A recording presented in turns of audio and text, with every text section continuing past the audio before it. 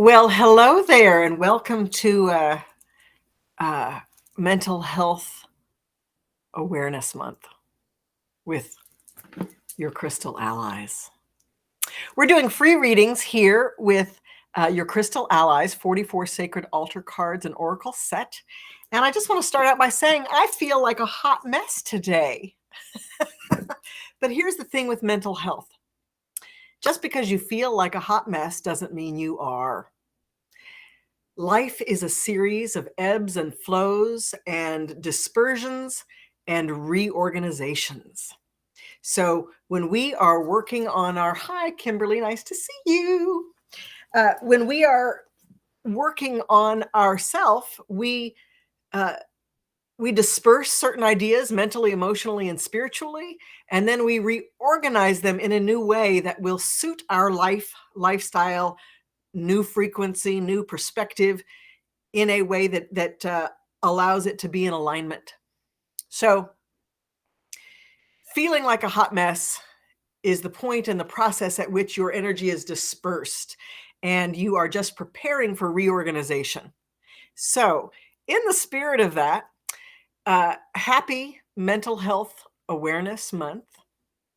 I do want to say a couple of other things about mental health. I think oftentimes when we think of mental health, we actually mean emotional health. Our mental health are the perspectives or the lenses that we look at life through, which support how we access our emotional body and the ways in which we allow ourselves to experience grief or other transformative experiences that allow us to change the lens that we look at life through. So your crystal allies, crystals are one of those things that can help us realign ourselves. This, my crystal of the month, this is a dendritic quartz point, and it is a self-healed quartz. I don't know if you can see this very well, but it's a self-healed quartz, which means this bottom edge, there we go. Maybe it's about a little, there we go, people.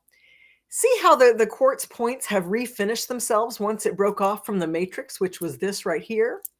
So, so when you work with a self-healed quartz, its specialty, yes, Kimberly, it is beautiful.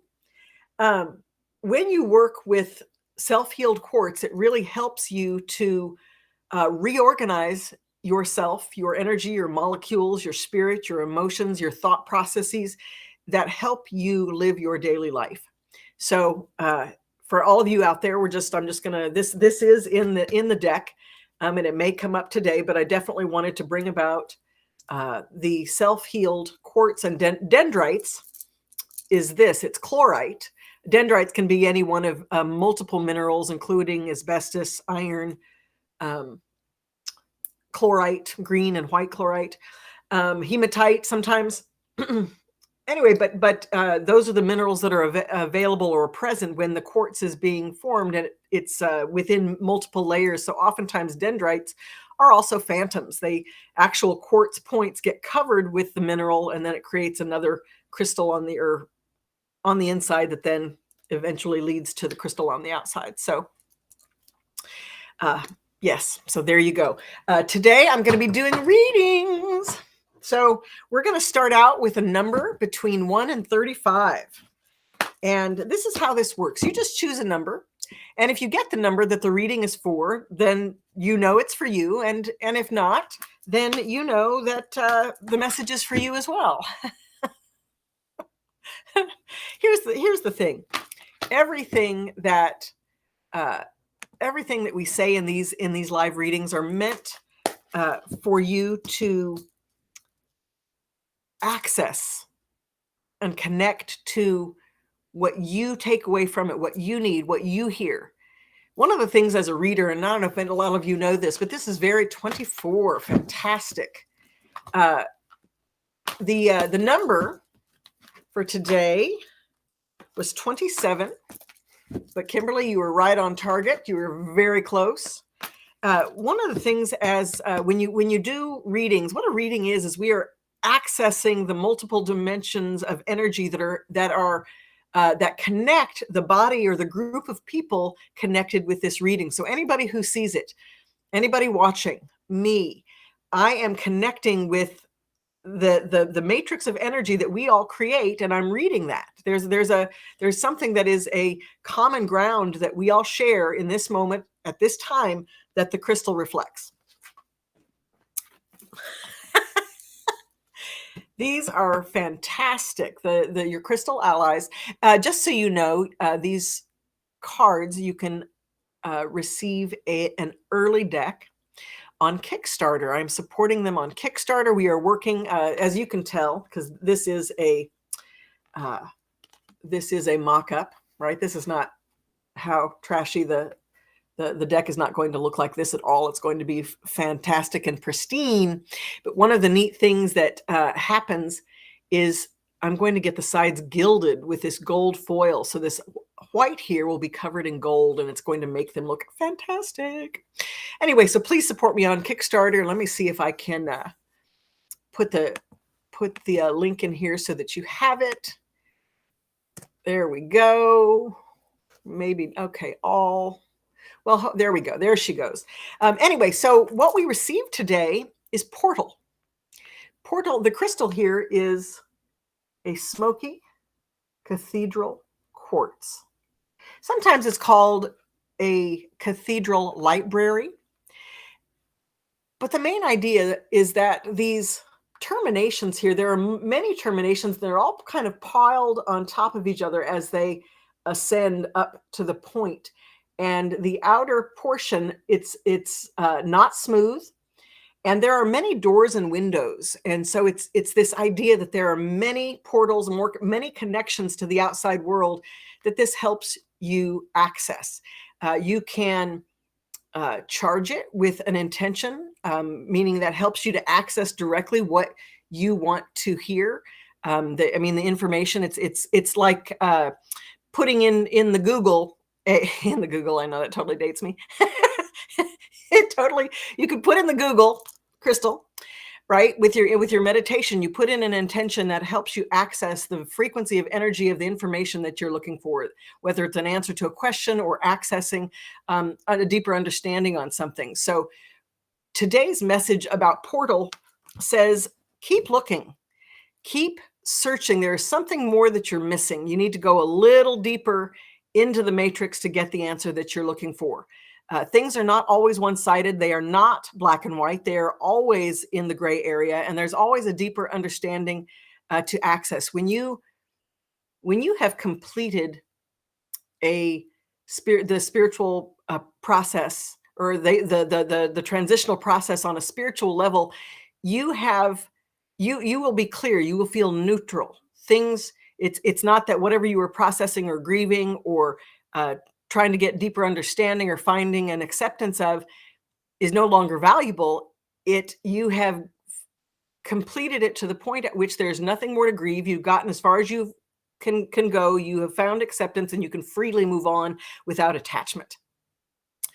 And this is saying for you that there's an attachment there that you've got to look at, that's valuable, that's necessary. You need to look at it.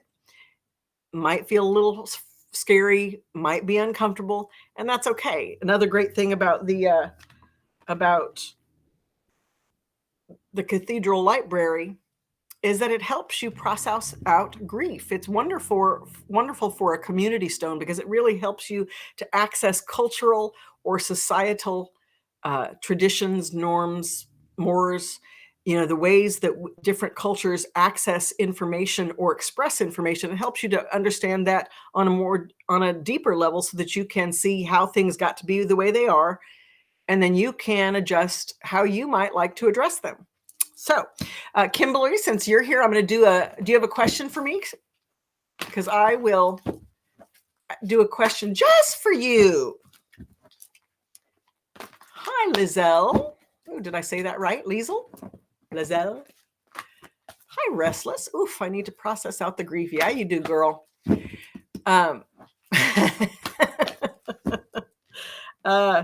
Processing out grief is something special. Okay, so here, Kimberly, if you're not here, or you're just watching, but you can't write. So whatever your question is, hold that in your mind. And I'm going to go ahead and pull a card for you. Okay. Let's see. Career. Where the heck am I going? Okay. Well, this is interesting. History. This is a phantom quartz. And if you can see this very clearly right here, there is a phantom, which we were just talking about, the dendritic quartz. It's a quartz that forms and then it stops growing, and then another silicone feed over thousands of years comes and it grows another crystal on top of it, and that can happen 1,000 times. This one is, I chose it for this card because it is amazing. It literally, it has one phantom, one pristine phantom. Oh, well, Restless Mermaid, I can totally answer that question for you. She says, everyone says you need to grieve, but nobody tells you how. So we're going to get to that for Mental Health Awareness Month in just 2 seconds. So career, what the phantom is telling you is you have come to a point at which you're not satisfied in what you're doing. You're not feeling, it's not enough. There's something that is I'm going to use the word disquiet. You are not feeling sated with it. You're not feeling content. You are always feeling on edge. And that's telling you something. There's something about the direction that you're going that doesn't suit your spirit. And now is the time. You're at a juncture where you have to look at what you've done, how you've done it, analyze or acknowledge to yourself what things have worked for you, right? Write all this down. Write what worked for you and write what did not work for you. And then say, okay, so we're going to take all that, what didn't work for me, and we're going to discard it. We're going to keep these things. And then you're going to start your prayer work or your altar work or your meditative work, whatever you want to call it. You want to access those deeper levels of energy and information that energetically combine the things that worked for you and what did not.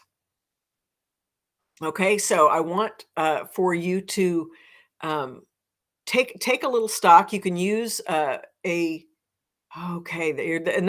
element of this stone, which is probably really important to you, has to do with past lives. So oftentimes we are inclined to do certain things because we have a past life connection that is unresolved. And so that's one of the places that you can look in order to further access the direction that you want to go, so that everybody should have joy in their life, in their career, regardless if they're happy. Happy is a choice. Joy and happiness is the way in which we approach what we're doing. When we feel joy, we feel empowered to address the conflicts in our life, right? It doesn't mean that we always know how. It doesn't mean we always do it right, but it means we know we are empowered to move forward and do those things that we know we need to do to make things better for ourselves first and the ones we love second. Okay, so there you go, Kimberly. So Restless Mermaid, how do we process out grief? So we're going to pull a card on that just for fun. Interesting. Okay, so processing out grief is all about communication. When we say process out grief, some people get stuck in their mind. And what that means is they have running thoughts. They can be obsessive compulsive. They stay up for hours, night after night, thinking the same thought. And what's happening is that the emotion is being stuck in the brain and not being brought down into the heart area or from the gut area up to the heart to be expressed. Oftentimes, our culture tells us that grief, grief, that, right? I'm crying, I'm screaming, I'm what's the word? Expelling all of that energy, that old energy that we don't need. When we use our vocal cords, when we cry, when we allow, you're welcome, Kimberly, when we allow that energy to move through us, it allows the Creator to, it pulls the energy and information from our guides, from our ancestors, from the Creator down through our body into our heart and then back up to our mind. Right? When we have heart-brain resonance, that means the brain can begin to Let's see, stuff in the yep, yes, it is. I hear you, girl. So she says she's a hot mess and a half up in her head. Yes. So you want to take a deep breath and imagine all of that big, imagine all of those thoughts as a color and bring them down into your heart and let them sit there. And I guarantee you within moments, you're going to well up in tears and let that energy start to come through. When you let it come through, you're going to feel your eyes well up. Keep it going. Keep it moving. Keep it going. Let yourself have those moments of tears. Another fear for people who don't allow the grief is because they think that once they let it come through, it's so big, it's going to swallow them up forever and ever. It won't ever. It will always stop. There's always an end point to your grief. Now, our bodies know when we can do as much grief as we can and we have to stop for a break. Grieving, I'm an athlete of grief. Okay. And anytime you're an athlete, you have got to give your body what it needs in order to do that activity, which means you've got to drink more water. You've got to take supplements. You've got to do certain things that help you balance out after the fact. If you were working your muscles, you'd be taking the chromium and the B vitamins and all the things to help your muscles recover from the experience that they've had in working out. This is the same thing with your body and grief. Your body always knows when there is enough. Okay, when you've done enough for that moment, and it will stop you, and the sun will come out again. You will feel better for a time until the next time to grieve comes up. And that's good. That's how it should be. Let it come. Don't be afraid that it's going to swallow you up. That's what this is, blue lace agate, and this is all about communicating. So one of the things that you can do is to also begin a grief response is to begin to journal how you feel. And it's not about writing. It's about, I am so fucking upset. I can't stand it anymore. Right? Whatever it is that you are feeling, write it out in its rawest form. You're not worrying about anybody else here. It's not about offending anybody or hurting their feelings or trying to be a good girl and not curse or blah, blah, blah, all of that BS, right? You're going to write it out as you feel it. And that's going to start the train of energy that will eventually allow you to process out and get a little further down the way in your grief. Okay. So Restless, I hope that helped you. Let's see. We have, so what do we got? Cheslin. I want to know if there's something good on the way to me with work and finances. Fantastic. Now there was somebody else that asked about where your life was going.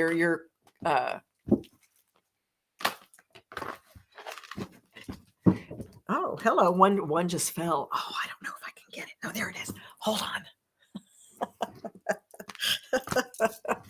Oh, welcome to oh my God, I know. Kimberly says she could fill up a tub with blue lace agate and chillax. Nothing, no truer words. Okay, here we go. So work and finances. And this is for Cheslin. Presents. You've received Imperial Topaz. Topaz is such a unique stone for many reasons, but there are many, many colors. And Imperial Topaz is the one that's in the brown, orange, reddish family. And I chose it because it's such a powerful stone about presence. It's about being present to what it is that you're doing and what you want. The most important thing, Cheslin, about your work and your finances is to not ignore them. When you want to start making more money, you have got to start. If you're making $10 an hour, you've got to use that $10 wisely so that you can have 20, so that you can have 30, so that you can have 40 an hour, whatever it is, I'm just pulling something out of the air there. But anytime you want to make money, you've got to do well with what you have and feel confident. It's not about a punishment. Like the better you are at something is that the reward for that is more money. It's that the more organized you feel, the more comfortable you are with your ability to use your money, the more you will allow yourself to access and to pull in. Okay. Money no matter, I don't care who you are, money changes people and it changes things. It's not the most important thing. It is not the biggest value in our life, in our experience, but our culture every minute of every day tells us that that is not the case. So no matter how profoundly, divinely uh, illuminated a person is, that doesn't mean that money won't affect how they see themselves in their life. And you have got to be honest about that and work with that energy of flow and consistency in the physical world before you can call on the flow of the universe to move through you to amplify your bank account.